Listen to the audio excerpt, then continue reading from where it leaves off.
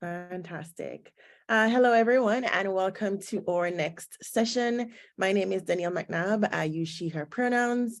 I'm the engagement and facilitation specialist here at Women's Economic Council, and I'm beyond grateful to be here in this space with you all. I'm joining from the traditional territories of the Musqueam, Squamish, and Tsleil-Waututh ancestors and families.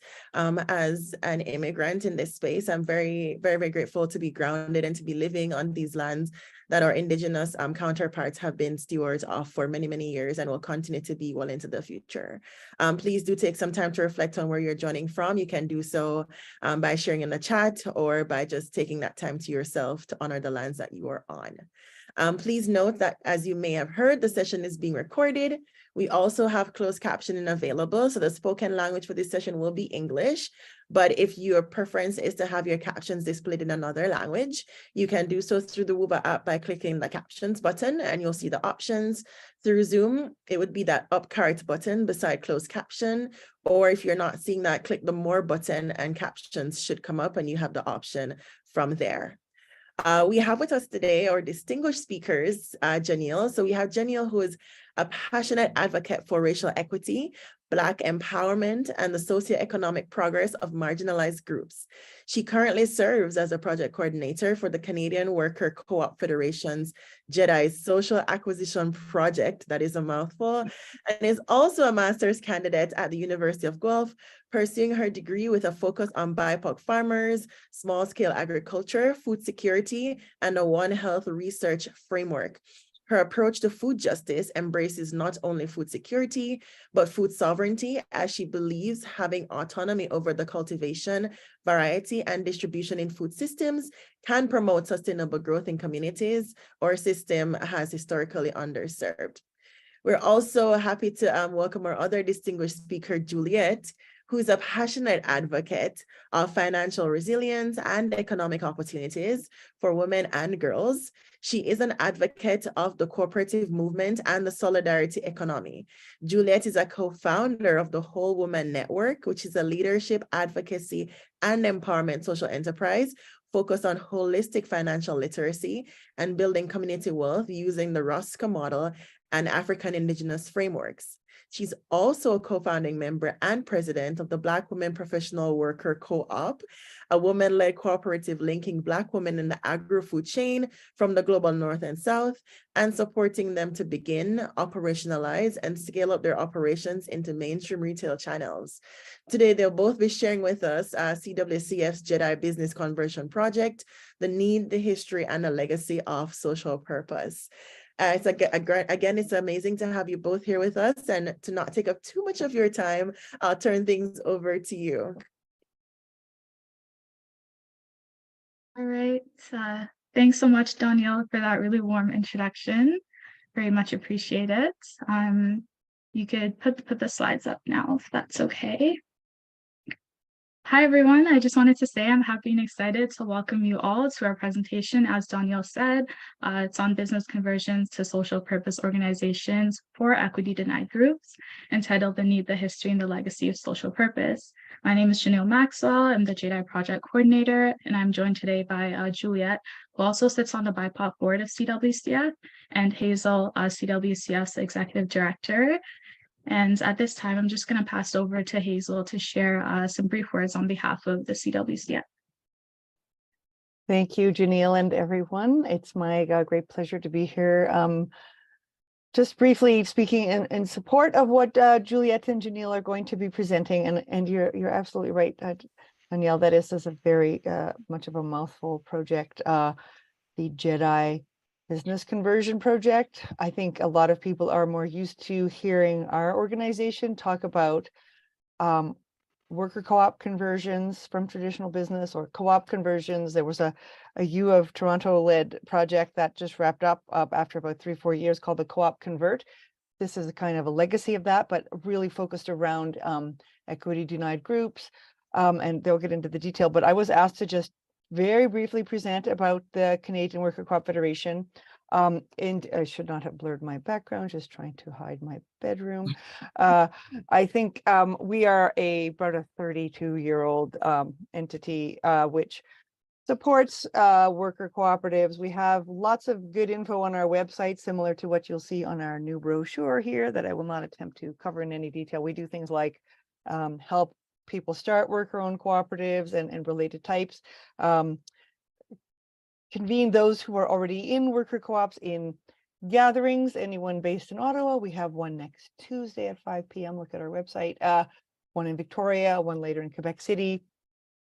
Earlier this week was my hometown of Calgary here.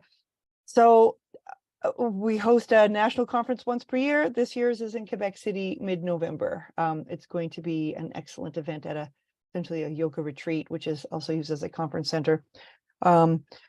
I don't really want to go into any depth because I would like to see our project get the bulk of the time. If people have questions at the end about our federation, you could ask any of us, and I will turn it back over to Janelle. Thank you. Thanks so much, Hazel, for that great introduction. And so before we get started and really dive into things, I'm going to ask Kay if you could just post that link into the chat. We have 2 quick poll questions for you guys today, just to sort of get a feel of who is in the room. So it shouldn't take too long. I'm just going to allow 30 seconds for everyone to answer. Our JDI Business Conversion Project is focused on members of equity denied groups, so we're really excited to see how many of you are here today. Just going to allow a few seconds for everyone to respond. The link has been posted in the chat. Thanks, Kay.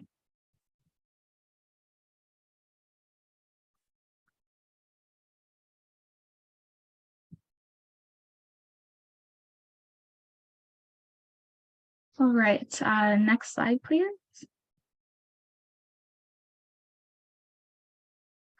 All right, great. So here is a brief overview of what we'll talk about today.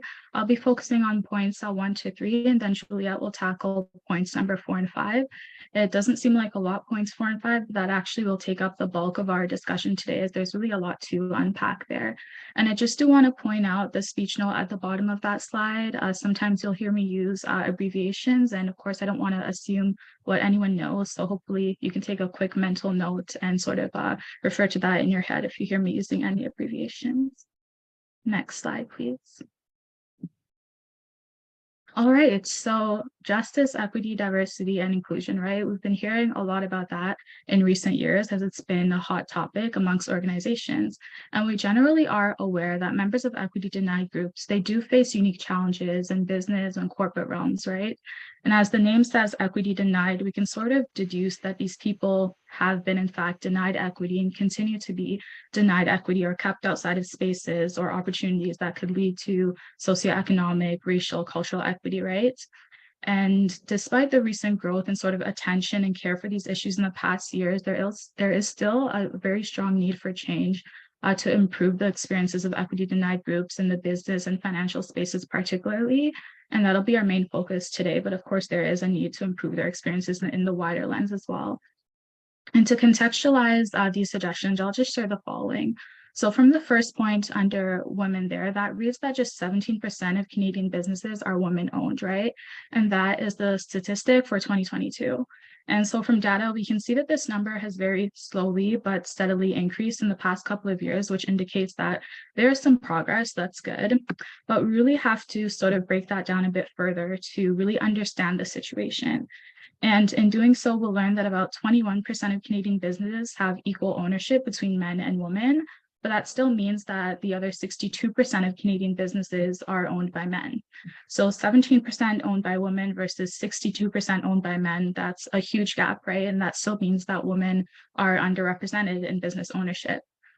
And then just sort of to bring a cultural lens into the discussion for BIPOC women, we can begin to think about why that is, right? Why aren't more BIPOC women starting businesses?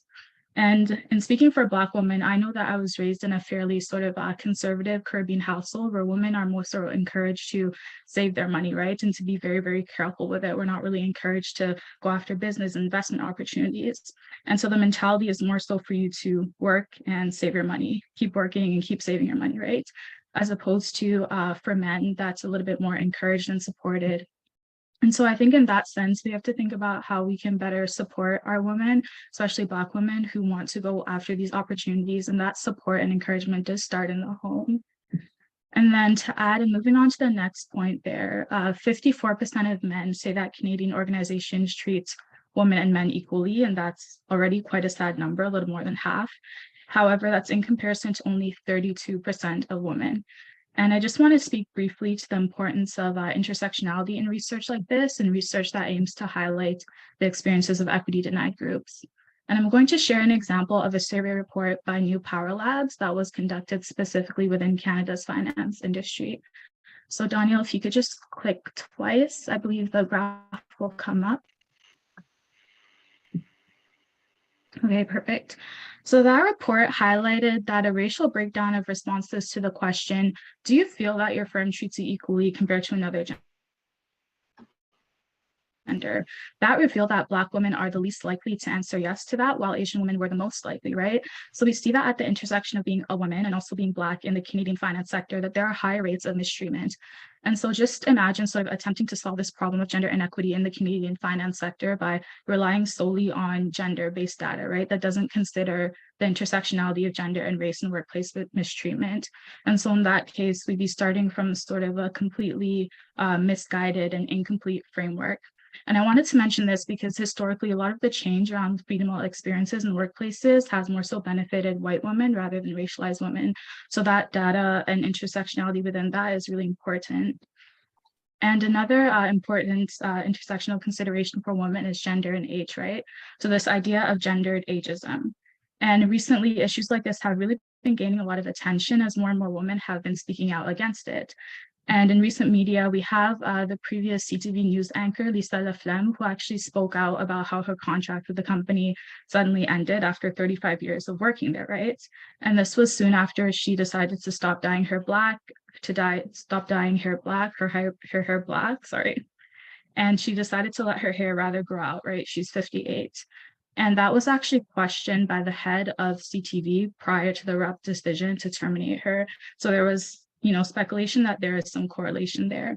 And then companies like Dove and Wendy's had to be in campaigns in solidarity of the beauty and gray hair, right?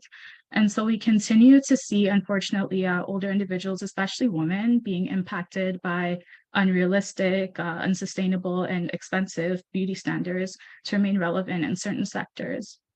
And then gendered ageism also shows up as well as exclusion from training opportunities, passing over for promotions, and being coerced into retirement before ready. And Juliet will speak on this a little bit later on about how this contrasts with age perceptions in Black African communities. Next slide, please.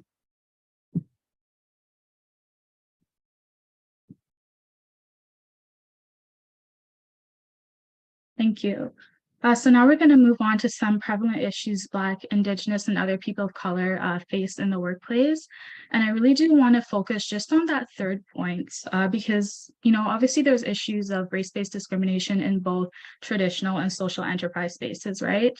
And this point particularly highlights that even within the social enterprise space, which is, in theory based on values of equity and inclusion, Black-led or serving social enterprises do face increased due diligence, increased questioning, and risk aversion.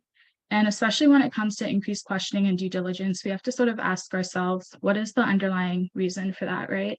And a big part of that is lack of trust. And it reminds me of a story referenced in the documentary The Banker Ladies, directed by Esri Mondesir. And essentially, a middle-aged Black man walks into a Scotiabank in Toronto to deposit a $9,000 check. And before he knows it, he's being questioned by the teller, and the police show up. They put him in handcuffs, and he's escorted through the premises, it's in a mall, to a jail with the idea that this check is somehow fraudulent, right? And later on, they find out that the check is indeed valid.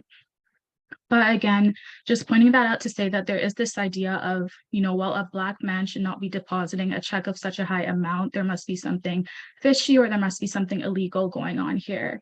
And then we see that same notion of mistrust in the financial realm continuing to damage Black progress, even within the social enterprise space.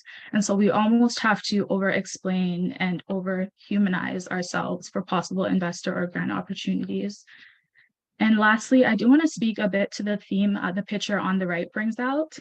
Click higher one, right? So a few years ago, I had applied for a job in the sort of customer service, logistics side of food safety and food supply. And they got back to me and they said that they loved my resume and they thought that I was like a great fit for the position. And the position was almost verbally promised to me. But the in-person interview, they said, was just to sort of see who I was. They just wanted to meet me in person, right? And the one thing I was really, really worried about was what I was going to do with my hair. And for those of you who don't know, for Black women, when it comes to interviews, hair is a big deal because so many of the styles that we put our hair in are seen as unprofessional, right? So I was contemplating, and then at the time I had my hair like this, and it was long down to my waist, and it was more of a goldish color. And I finally decided that no, I'm not gonna bend to the system. I'm not gonna change my hair. I was thinking that maybe I should just wear my natural hair and slick it back in a like ponytail. And I was feeling like I almost had to diminish my being a little bit to be seen as more professional. And when I walked into the job, when I walked into the building, I could tell that they weren't expecting someone that looked like me. And at the end of the interview, they said to me, "You had a great interview. We believe your skills are a great match for the job. However, we're really just looking for someone that fits in with company culture, right?" And so needless to say, I didn't get the job. And then it just makes you think, what is company culture, right? And why is it that someone that looks like me, that presents like me, perhaps talks like me, I don't know, why is it that someone like that does not fit in with company culture? And so I just wanted to share that to highlight how well and alive prejudice is in hiring processes. And a lot of the times, we hear a lot about themes, JDI, equity, but it doesn't really have a strong impact until you experience it yourself or until you hear firsthand from someone else. And so that just serves to really drive the point home that we do need reform and we need companies that are anchored in better values and practices. And of course, other members of equity denied groups that we didn't talk about, they also faced extremely disheartening forms of discrimination. And in the interest of aligning our presentation to sort of the BIPOC theme, and also respecting the right of those groups to tell and shape their own stories, I'm not going to delve into all perspectives, but I do want to hold space for and learn from the experiences of other equity denied groups. And so we've talked a lot about the challenges that women in BIPOC groups face, but of course, everywhere there is a problem, there's also an opportunity. Next slide, please.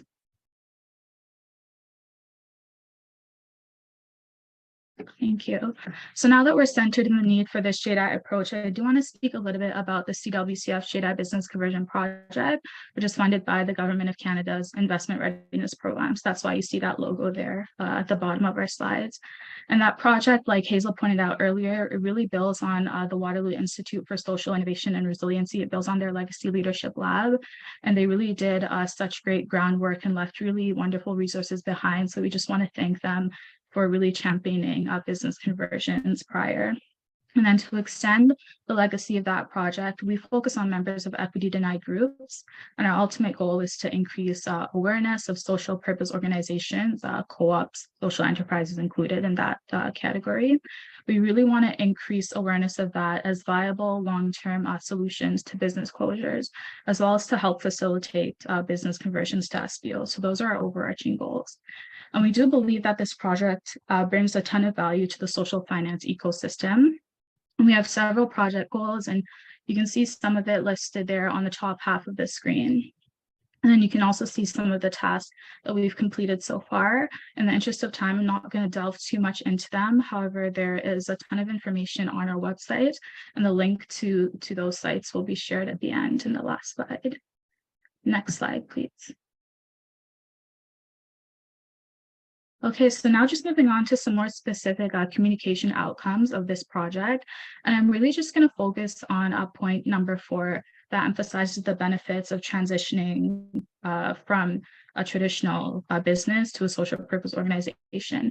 That point sort of emphasizes the benefits for members of equity denied groups. And one of those benefits is preserving cultural heritage, right? And in North America and Canada, there has been a long history of the destruction of affluent racialized communities, especially Black communities. And for a lot of largely commercial areas, it's resulted in a lot of business lost, right? And that's been the case for Frickville in Nova Scotia, for Hogan's Alley in BC, and then most recently for Little Jamaica in Toronto. And then what happened in that case was that as of right now, they have an LRT construction project that's been going on right along the commercial strip of Little Jamaica for over a decade. So I think it's about 11 or 12 years now. And of course, there's lots of debris, lots of barricades and route closures. And a lot of those businesses have lost a lot of valuable foot traffic. And then individuals that would previously drive into those businesses to purchase goods, they no longer feel comfortable, right? It's such a hassle to drive around. I myself went there a few months ago and I just didn't feel safe as a pedestrian because entire sidewalks were closed, right? And so a lot of those businesses, over 100, end up shutting down because of the lack of customers. And so in that case,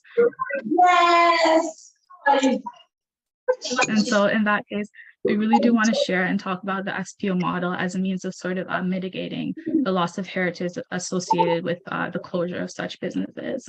Next slide.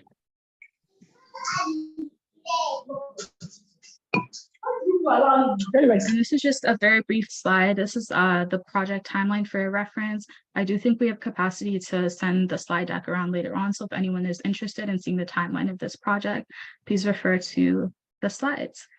And I'm now going to pass it over to Juliet to really discuss in depth a lot of the aforementioned themes. Thank you.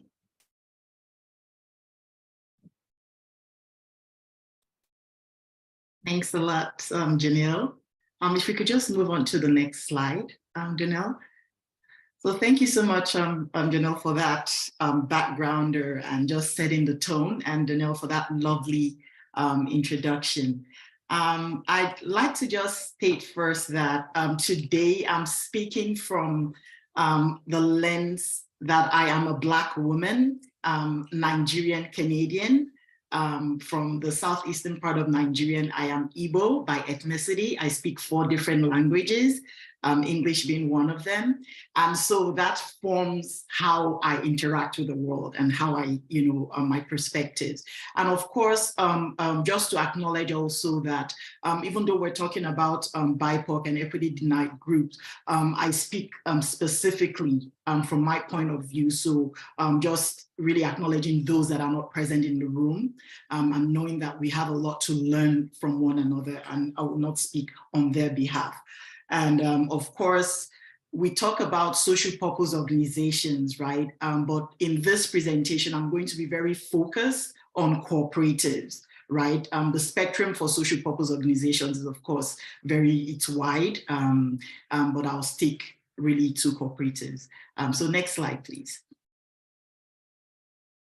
Yeah, so one other thing is that I'll be looking at this through lived experiences through 2 organizations that I'm a part of. One, of course, is an existing Black-led worker cooperative, the Black Women's Professional Worker Co-op, that was founded in 2021. Really kind of like after COVID, or after it started, right?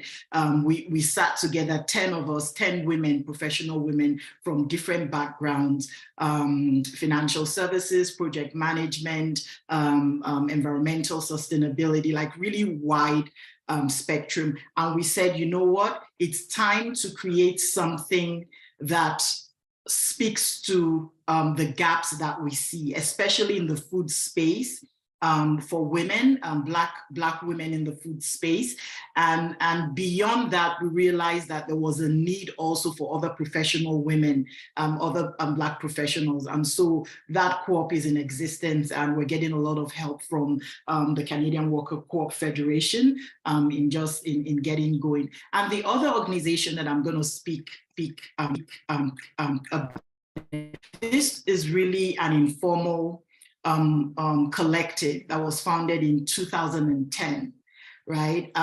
Again, it was something that started out of a need that we recognized. So myself and Diana Barrico at that point, I think we were both doing our second masters, and we were having, I guess, an identity crisis. I think Janelle had talked about it, and prior to this, there was a conversation around that, where you get to a point where you feel that you're doing everything that you should be doing. You're getting the education, you're, code switching, you're trying to fit into a mold, right? Your hair is right, pressed right, everything. And you're still not getting the traction professionally, whether in your business, all around, and you begin to question, so this crisis of identity. And that was what I and Diana at that point were, the stage we were at. And what we did was we began to look inwards, right? To look to what we knew, our lived experiences, to look to Afrocentric values, Kwanzaa principles, things around unity, around faith, around collective responsibility, around how we grew up, right? Where the community, the power of the community is centered. And it's not really about profit, it's more about the well-being of everyone. And so we started the Whole Woman Network, and very quickly, so many people started joining in. We had women from all over the world, especially in Saharan Africa, reaching out to us. And we realized that a lot of what we were talking about was resonating. And we were talking around things, work-life integration, around women having agency, women really showing up in the authentic, as themselves in the world and reclaiming space. But the request that we were getting so much of was around gender-based violence. And at that point, we didn't know how widespread this was. So even people that we thought we knew were experiencing some form of gender-based violence or the other, whether it was financial, verbal, emotional, physical, right? And so we thought, how do we help? How do we begin to support one another? And how do we fund the dreams that we have in support? And so in trying to create solutions, we decided to opt out for systems that were more ecosystem based, so not working in silos, rather in solidarity, and also using very Afrocentric lens to create solutions that were sustainable. And so we started funding work around investigative pieces, pieces around supporting organizations that were on ground in different countries, especially in Nigeria, and also providing funding for those that when they do, they're lucky enough to escape, such toxic spaces, or they had survived the rape and gotten the psychosocial support and medical care. What next, right? And so we quickly found out that we needed a lot of resources for this. And that was where we defaulted to what we've always seen our grandmothers, our mothers, and women in our community do, which is really pull resources together. And so we started doing the Susu. In different cultures, it's called different things. Jamaicans, I know, call it partner, Ayuto in Ethiopia, Chama. They're just different names for it. In the academic world, it's called ROSCA, which is the Rotating Savings and Credit Association. So basically, it's an informal cooperative, a financial system where a group of trusted people come together, pull resources together, and they rotate the funds according to the needs of the members, right? And so when we started doing that, so many women joined in, and we saw that we could pull a lot of resources to fund what we were, the gender-based violence work that we were doing. But then the question became, when these women were out of those spaces, what next? There was a need for economic and financial empowerment, for them to be able to stand on their feet, like to be independent and to be able to navigate patriarchal systems that they were, living in. And that's where we started creating culturally informed financial literacy programs, right? And also offering peer-to-peer loans, grants, low interest loans, sometimes zero interest loans, to help those women get back on their feet. So next slide, please. And so it was this work from Whole Woman Network that kind of like we continued. And then 2021, like I said, we decided to formalize and create another entity that was specific to women in the food space, being able to link women in the global North and South, especially those that were making either spices, herbs, healthy snacks, and helping them get their products to a wider market, because the norm was that women in our community just created products for either African or Caribbean stores. And so we wanted to blow out, those blinders to say, no, you have products that are good enough to be in any store, like in the world, like in Canada. They deserve to be on the shelf. And at this point, I really want to give a shout out to Janice Batley of the Foodpreneur Lab, who has really been doing an amazing job of getting these women, a lot of them, to start operationalize and scale, with just equipping them with the resources, with the platforms that they need. And I really want to speak to our values, because like I said, a lot of what we did starting out with Whole Woman Network was very values driven, right? And so for us, a few of those values are things that really jump out at us that we need to keep reminding ourselves on a daily basis. One of that is the power of community, that without community, you cannot exist, right? And so being able to move women from working in silos to understanding that as a sisterhood, with solidarity, we can do so much more, especially when you're fighting against a system, that's so entrenched, whether it's patriarchy, racism, ageism, ableism, all the isms, bigotry, misogyny, whatever it is, it's better that you do it as a collective. The second is subjugation of capital. I've talked about the Isusu model. That is really very important to us, that money or resources, wealth, all of that should work for us. We should not be slaving for it, right? And so for us, it was very important to create alternative systems where we could pool funds together and offer loans to one another, peer-to-peer loans, right? To those that need it most. And so operating from a place of care, right? Power not being greater than or something that you abuse, but power, as the Ojibwe culture defines it, as, it's about caring. It's about making sure that the least amongst you, right, has dignity. And in my culture, in my language, Igbo language, there's a description of poverty that's obenye, which is someone whom the collective community uplifts. And that's kind of like the prism that we walk through. And then, of course, just celebration of beingness.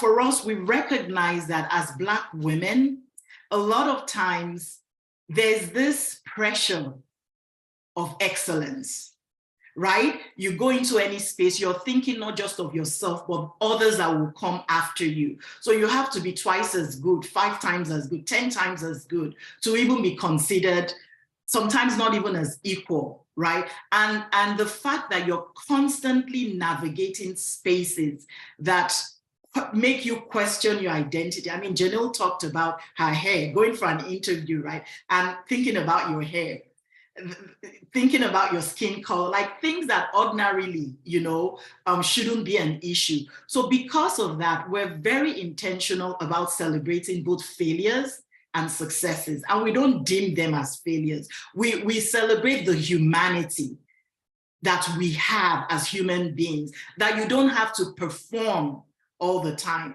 There's no pressure to be be excellent because you can be excellent and you're capable of it. But when you're not well enough, or when you don't feel like it, when you're out of it, to embrace your humanity and default to self-care. So we do a lot of things that are very celebratory, like, go to restaurants, to movies, to theaters, have retreats, like have fun days at the spa, things that allow us remember who we are and do the work that we do from a place of fullness and not a place of resentment or, cup half empty. So next slide, please. So I'm going to now talk about the affinity of equity denied groups, right? Whether BIPOCs to social purpose organizations. Again, for me, it's cooperatives, right? And I'm going to speak of equity denied group in terms of Black people. And I'll look at this through different contexts: historical, social, cultural, economic, and then political. In terms of historical, I think it's important to understand that a lot of what we're talking about in the cooperative sector already exists as ancestral knowledge, right? There are things that we're already practicing without naming it, right? So if you look at, for instance, the civil rights movement, there's a quote by, I believe it's Dr. Jessica Gordon Nemhard, and she talks about that the civil rights movement, you find that the co-op sector was central, was a silent partner to the civil rights movement, right? And was even an essential part of it. And in that lens, Black women like Fannie Lou Hamer, women like Ella Jo Baker, a lot of them, even Coretta Scott King, were critical to the progress, to the success, and they ran different types of cooperatives. They founded some, they influenced some. So it's just knowing that this is not new knowledge. This is something that we've always done, but we didn't quite put a name to it, and we didn't codify it to the point that we can now build intergenerational businesses.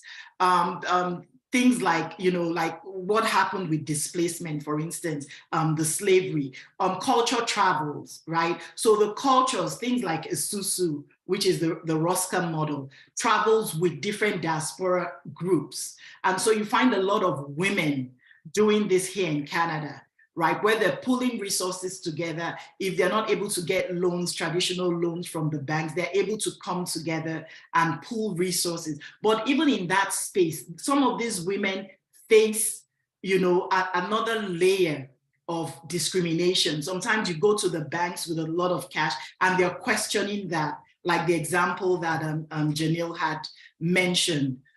So sociocultural affinity, we talked about prior Black social economies, right? How it is rooted in solidarity.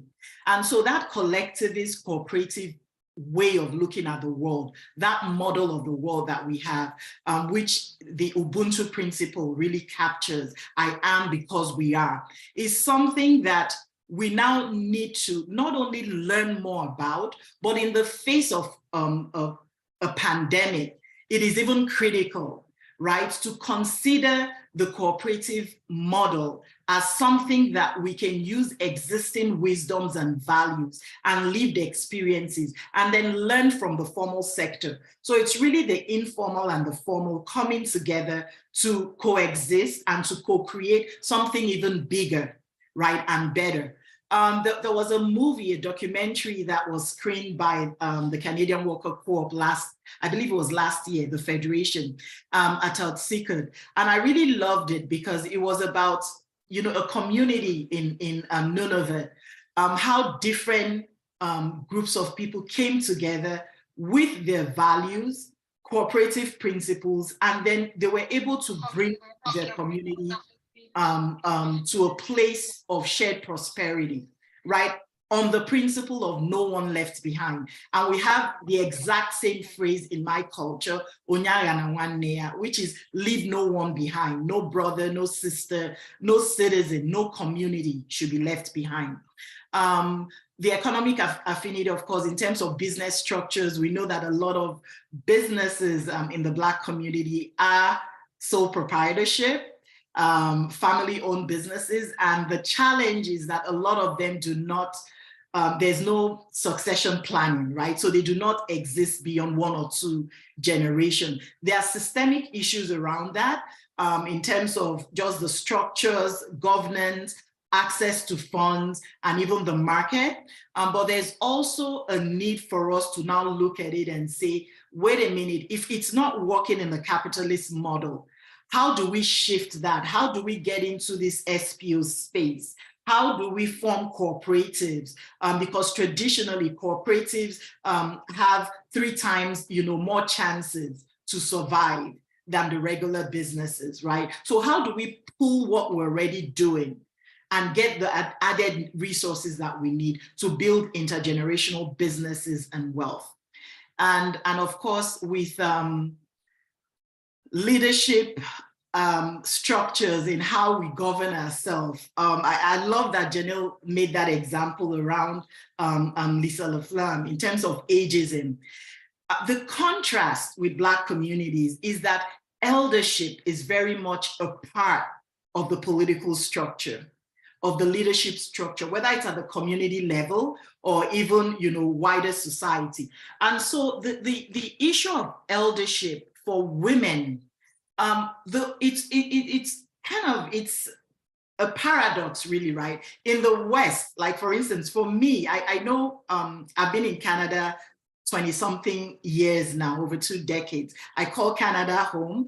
And so coming here and realizing that ageism is a thing where you have to almost not want to say your age or even present as, where you are in terms of the time span in your life was very strange to me, because getting older, right, for us as a Black person is something you look forward to, because eldership comes with the responsibility of wisdom, of being able to steer and mentor other people. In fact, the sign of greatness, of wealth, and of getting older is really not in the amount of money you have in the bank or in the possessions and assets that you have, but it's more around how many people have you been able to mentor to be greater than you are. So we have business systems that are rooted in it. In my culture,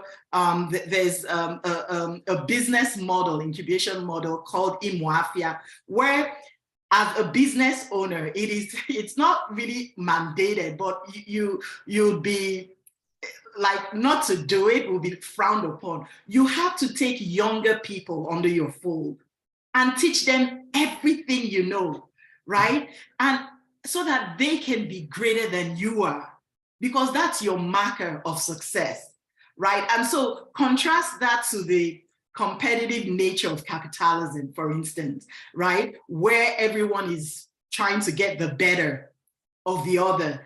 And with COVID, we've seen that it just doesn't work. It's a broken system, where now we see this chasm, the disproportionate impact, especially on Black communities and indigenous people, the rising poverty, homelessness, the health crisis, mental health crisis, education, like the layers were just starkly shown, right, with the pandemic. So what better time than to look at new models? And I always refer to the cooperative sector as it's like the best kept secret, right, in Canada. And I keep wondering, why is it such a secret? This is something that we do naturally. We're social beings. It should flow in how we even do businesses, in how we interact, in how we run organizations. Next slide, please. So the questions of structures and businesses and leadership, all of these speak to opportunities that can be explored, right? But that does not take away the reality of the challenges that we face, right? As an organization, I'm going to talk about some of the things, the challenges that we face, but also talk about how we're overcoming some of them, right? Because we look to not just how things are, the challenges which everyone is living, right? If you're part of BIPOC demographic, it's something you face every day. So for us, is this shift to what can be, what is working? Sorry, the previous slide, I think you moved. Yes. So lack of robust representation for mentorship and support. When you don't see people that look like you, that have lived experiences that are similar to yours, sometimes it's difficult to access, mentorship. And so for us, I think that was really an issue starting out. And what's been happening is through the Canadian Worker Co-op Federation, we were lucky to be paired with mentors that understood the value system from which we were operating. And that's really critical, right? So they linked us up through the Co-op Academy, an excellent program, Ross Christensen, Co-op developers like Christine Clack and Susanna Redcup and a couple of others. And what it has done for us is give us space to really explore the sort of cooperatives that we want to build, right? And because that has been such a positive experience, this is why even a second co-op, we're now converting the informal co-op to become a non-share worker cooperative, that's Whole Woman Network. So mentorship is really important. Lack of access to resources to really operationalize and scale up, right? Skills development. So for this, I keep saying that there's also a need for organizations, right, that are serving BIPOC demographic to really think through solutions that are end to end. And what I mean by that is don't start or put people through a process that gives them help midway and then they're left hanging. Because what it does, it's what I call the double bind of inclusion without power, without belonging, right? It's harmful because then the person is in a new system and then they don't have the next steps for what to do or how to access the resources. So as we design systems and solutions to really think of that, lack of access to investment capital, and lack of access to investment capital, I keep saying we have to name it with specificity. Because for us, we found that people will just say, oh, Black women are not getting access to capital, right? And they'll give the numbers in terms of the businesses that, that get access. And there's a recent Stats Canada report that shows that again. But when you don't specify what that lack of access, what it really looks like, and what it means for specific groups and businesses, it's difficult to overcome. Some people may think it's, oh, maybe to just throw more dollars at people, but it may not be that, right? And I'll give an example. A group of women in Whole Woman Network were able to access the CDAP grant, the Canadian Digital Adoption Grant, right? In the range, I think they're about 2,500, thereabout, right? So they got this grant, but the requirement of the grant is that they spend their own money first and then show the invoices to the government agencies and get reimbursement. And so when we called around to make sure that they had accessed the grant, all the women said no, they weren't accessing it. And so we dug deeper to find out that for them, pulling out funds to spend and then wait for maybe 2-3 weeks to get the reimbursement would have an impact, a negative impact on their businesses. And so they said, no, we're not getting it, right? And so for some businesses, they get even bigger grants, like in the hundreds of thousands. And there's a requirement for them, to spend or to show that they have a portion first before they're able to access it. In this case, what we did was we pulled resources again, the Esusu model. We called everyone together and said, this is the problem that we have. They've qualified for this, but they need the funds so that it doesn't affect their business. And we're able to offer them no interest loans because we knew they had qualified already. And so it was just a matter of time. When they got those funds, they repaid us. For us to operate this way, you need a lot of trust, right? You need a lot of understanding of what mutual aid is. And these are values that are embedded in the ROSCA model. Another thing too is that where you talk about lack of investment capital, we forget the social capital part of it, right? That for a lot of Black women, right, being able to navigate spaces, maybe you were not born in that country, or you didn't go to school there, you don't belong to certain clubs, like different things that would have given you access to a larger pool to build up your social capital is non-existent or very poor, right? So it's the question of how do you begin to build new systems that allows people to build up social capital, to build up the confidence to navigate those social capital. We've had instances where some of our members qualified for events or even awards, but they could not attend, or some were invited to speak in different, cities. They couldn't, because typically what happens is they get paid after the fact. And then they have to worry about daycare. They have to worry about, so many other things that are associated with, and the people that design some of these systems are not aware of these challenges. And so for us as an organization, what we do is speak with the members to understand what those challenges are, and then find ways to overcome them, find ways to build our own networks and systems so that social capital is also being, it's been built, because you would need that in addition to the physical capital. And again, a huge shout out to Hazel. She's on the call, and not to put you on the spot, but she's really good at that in terms of creating platforms and opportunities for BIPOC, for you to access the resources that you require. People like Dr. Tony Oyelade of CASA Foundation, Dr. Caroline Hussein of the University of Toronto, they've just really done a good job of mentoring in a way that gives power, right, to marginalized women, to Black women who are looking for access, who have the skills and the professionalism, but they just don't have the access to certain rooms. So I see them as champions, and we all need champions. We all need sponsors. People like Nicole Waldron of the Canadian Housing Corporation.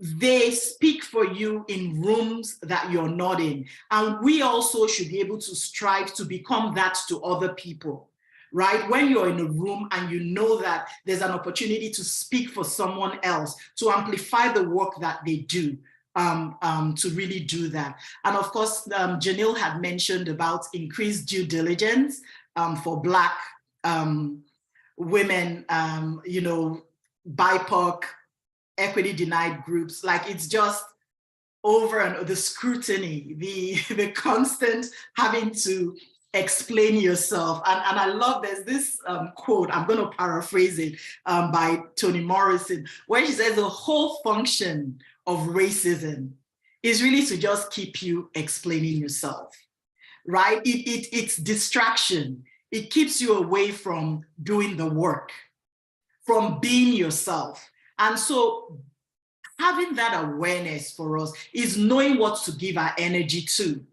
right? Knowing spaces that you shouldn't even bother with, and knowing the spaces that you should challenge, and not challenge it as an individual, but again, as a collective, right? If you're going through it, chances are there are other people going through it. So be open to talking about it so that as a collective, we can challenge those systems. And also being aware that it's not enough to challenge systems or to dismantle them, but to be very careful about what we're using to replace the system, because it is so easy to replicate the same dysfunction. Whether it's in the co-op sector, with corporations, it doesn't matter. As human beings, even within our organization, we found that was happening. And I think a lot of times we don't talk about it enough. This is where you're facing external inequalities and injustices. And because you're not able to fight those systems, you come internally and then you fight your own. So please, next slide. Right? You begin to fight yourselves. And so there's a need for even spaces that are presumed safe, to constantly interrogate what they're doing, constantly self-reflect to know in which ways are we perpetuating, what we're experiencing. In which way are we replicating dysfunctions, the inequalities, the oppressions, so that it's from a place of empathy, of understanding that empathy for self and other people, that as long as you're in a system, that system taints or corrupts everyone, right? So you have women upholding the patriarchy, right? You have able-bodied people, even though they experience oppression or discrimination in one form, they're doing the same thing to people living with disability. Like, it's just this multifaceted interconnections and the awareness that we all connect. And so being diligent to watch out for those markers. And then I'm going to talk about, of course, the benefit. I mean, layered into everything I've been saying, I've been talking about some of the benefits, but specifically creating spaces for formal and informal economies to coexist and thrive. One is not better than the other. In fact, now, as we're in a post-pandemic recovery phase, I would say that we should be humble enough to be open to everything that brings solution, to not say it must be this system, right? And be rigid. They say the most flexible person in the room kind of like owns the room, right? So there's a need for adaptability, a need for an openness, curiosity, not control, right? Peer-to-peer learning, not this hierarchy of learning or hierarchy of power, so that we're more open to decolonizing spaces, even how we learn and how we interact and how we do business. Dismantling the systemic and structural inequalities. Again, when you come together, you're able to do better. Audre Lorde said, without community, that there's nothing, there's no power, there's nothing, because we cannot exist in silos. So there's a need for collectivist action, for solidarity. And that solidarity is not just the cooperative sector. It is how the cooperative sector now influences all the other sectors. And we have a role to play in that. Business succession and planning. There's a really good example. A restaurant in my community here in Richmond Hill, Ontario, lovely Persian restaurant. And like just a meeting spot for community. Everyone just gravitated towards it. Excellent, healthy food, good spots to talk about other issues that we face as a community. But during the pandemic, they went out of business. This was a restaurant, a family-owned restaurant. A man and his 5 children, 5 daughters owned it. And so when we found out, there was this conversation about, oh my goodness, if only they had told the community, right? People were willing to have pulled funds together, create a cooperative and have taken it over. And now there's something else there that's not serving healthy foods. But anyways, that's an example of how it's really important, the cooperative sector, because it's democratic control, right? Equal ownership. Like, you're sharing the risk. So if we come together, we can take over even our cultural spaces, our community spaces. We can own them collectively. We can preserve indigenous wisdoms and knowledge, right? Because a lot of the knowledge that we talk about, whether in the Black community or indigenous community, a lot of it is oral history. Right? It's passed on in storytelling. It's passed on in ways that's not the traditional education, what it looks like and feels like. So there's a need for us to collectively come together to create, whether for-profit or non-profit cooperatives that are able, to harness these gifts that we've been passed on to. And of course, building capacity to access investment. I gave some examples of how we're able to do that just because we're working as a co-op. Building stronger ecosystems, being able to build intergenerational wealth, wellness, just a way of creating alternative systems, especially financial models. And I'm going to end on the note of these alternative finance models, because I love the Rosca model. I feel that the sense of agency and self-determination and dignity that it gives to different groups, it's something that should be taught to a wider section of the society. It's something that should be embedded in curriculum. And I really want to, again, acknowledge the work that people like Dr. Jessica Gordon-Nemherd, people like Dr. Caroline Hussein are doing around cooperatives and Black women in cooperatives, especially informal cooperatives, the ROSCAs, the Rotating Savings and Credit Association, that traditionally is looked down upon because the formal sector doesn't understand it, right? And so it is left to us to make these systems mainstream, because they offer us solutions that the formal sector may not be able to offer us. And as we talk about conversions, to think about conversions not in a way that means giving up everything that you are around your identity, your culture, and just adopting blindly, right? What is, because what is not really working. Right, so even the cooperative sector now is still not as inclusive as it should be. A lot of work is being done to get it to that space, and we need everybody to kind of like come in with a sense of curiosity, to come with a sense of empathy, to root this work in love, and then we'll be able to co-create something better, a bigger solidarity economy that really ensures equity and access, especially for women. And I'm gonna finally end with these words. I'm a poet, and this was a poem. It's a long poem, but I'm just gonna say a few lines. When I was much younger, an uncle of mine came to visit. He came to tell my dad that his wife had given birth, right?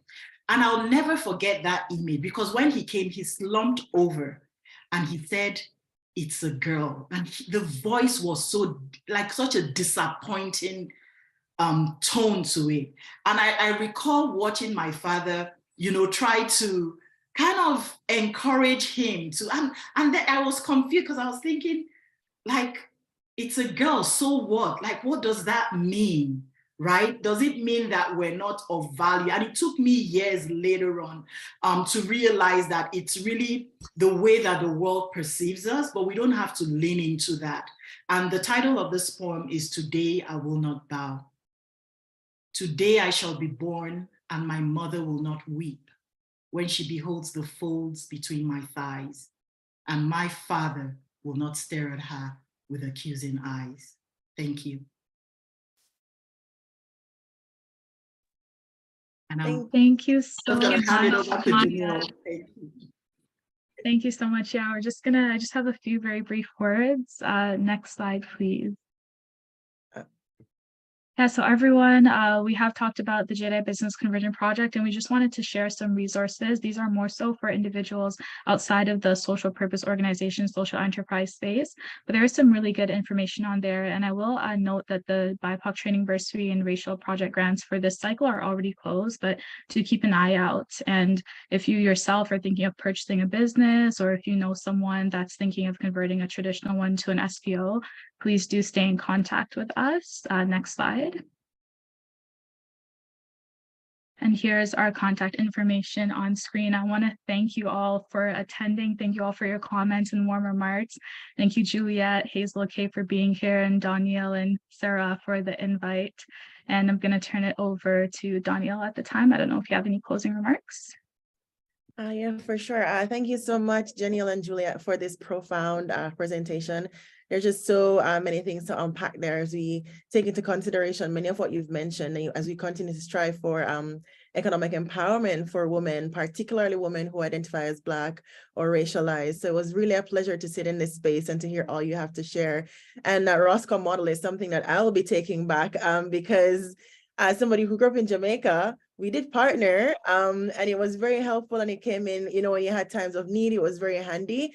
But I'm really curious to see how we can implement this kind of model on a larger scale, because it's been so impactful in the community and in the work that you've seen so far. So I'm really enthusiastic about where things can go and what we've all learned from this presentation today.